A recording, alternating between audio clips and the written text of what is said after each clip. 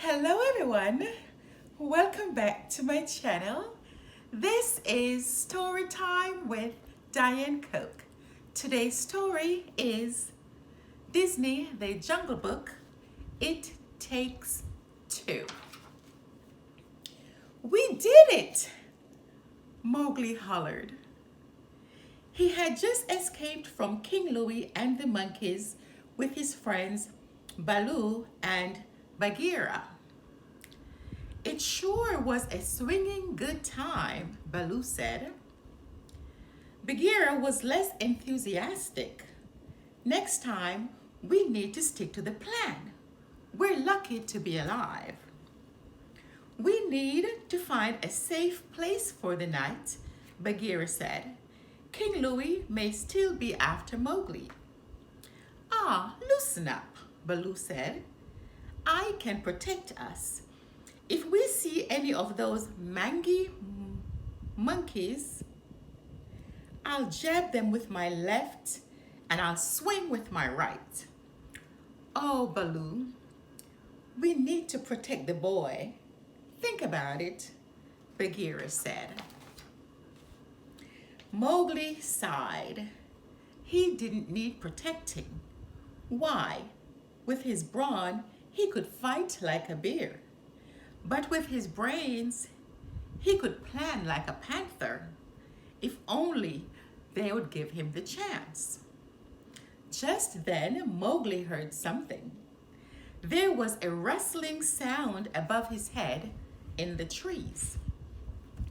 Mowgli giggled as a flying squirrel glided above him and landed on a branch. I want to try that, he shouted. Mowgli climbed a tree and grabbed a vine. But try as he might, he just kept crashing to the ground. Finally, Mowgli got the hang of it. He felt like he was flying. He and the squirrel swept over the heads of Bagheera and Baloo. Mowgli was having the time of his life, but soon his stomach started grumbling. There are some bananas, he told the squirrel, pointing across the river. Let's race. There was just one problem. Mowgli and his new friend didn't know how to cross the river. Mowgli looked at the vine he was holding and got an idea. Let's swing, Mowgli said. On the count of 3. 1, 2, 3. Eep! The squirrel shrieked. Mowgli swung across the water, but his hands slipped and he fell into the river. Kaa, the snake, had been watching Mowgli and happened to be a very good swimmer. He was waiting for his prey on the other side of the river. Oh, there's the man cub swinging to me, he said.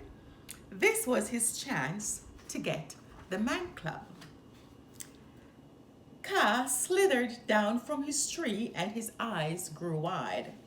Trust in me, he told Mowgli. Just slide into my coils.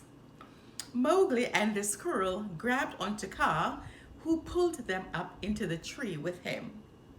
Oh, look, a squirrel, Kaa hissed, slithering even closer. The squirrel's eyes focused on Kaa. Soon, he had fallen under Kaa's spell. Using his brain, Mowgli realized that if he didn't look into Kaa's eyes, the snake could not make him go to sleep. And using his brawn, Mowgli wrapped Kaa's tail around a stone and pushed it down a hill. The snake fell from the tree. Some thanks I get, Kaa muttered. Mowgli, little britches! Bagheera and Baloo stood across the river shouting. They had been worried about Mowgli since he ran off. King Louie might still be out there looking for him, and Baloo and Bagheera wanted to keep him safe. "I'm over here," Mowgli hollered. "I used my brains and my brawn to save." "What? We can't hear you," said Baloo.